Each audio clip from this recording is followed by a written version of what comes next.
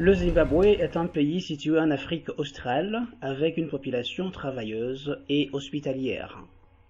Né d'une longue guerre de libération, le pays de Néanda est fier de ses racines et de ses diverses cultures qui ont trouvé leur assise, la paix et l'amour dans le pays du lait et du miel.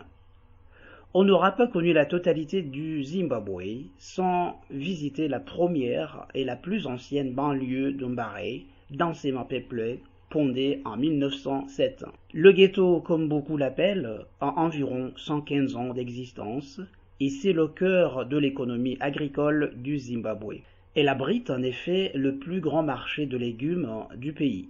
Il ne fait aucun doute que la vue aérienne de la banlieue dessine une image témoignant la façon dont elle a été favorisée par les cieux et a résisté aux affres du temps et démontrant son importance historique en tant que lieu où de nombreux indigènes pauvres vivaient avant l'indépendance. Au fur et à mesure que l'on se promène dans les rues de cette banlieue, la musique résonne d'un coin à l'autre, avec les résidents vivant en harmonie malgré leur origine culturelle et langue différente.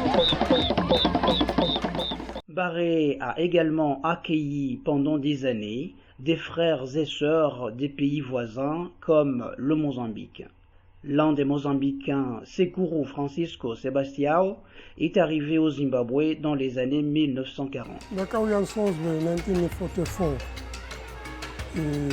Tauya na soka kuva Mozambique, tayambuka Ruenya, Zambezi, Ruenya, uya Antoko, hanu asata kwira ulele, isu tauya na soka kushiga Mwantoko, senda musoko Ntoko, kuti nditole chitupa, ati uli mwana mdiki, au tole chitupa ba, chitikinyani, mabala niko kunda 1 week ndipa Ntoko, tichine sana na amabalani akuwanga ndauya nawo ati mwana mudiki tuda kutapinde basa munomu akuwanga ati no angapinde basa munomu ba tauya na ndisu ndi mwana wa murizi na mkwashangu inini aka assista wangu murumi yake ndi akazisa ndipinza munomu.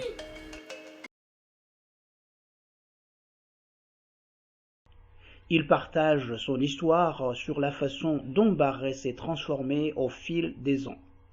Zamatanki, imba zache zamatanki, pazulu mauso. Pana zitofu za kupomba, zakachipisa maningi.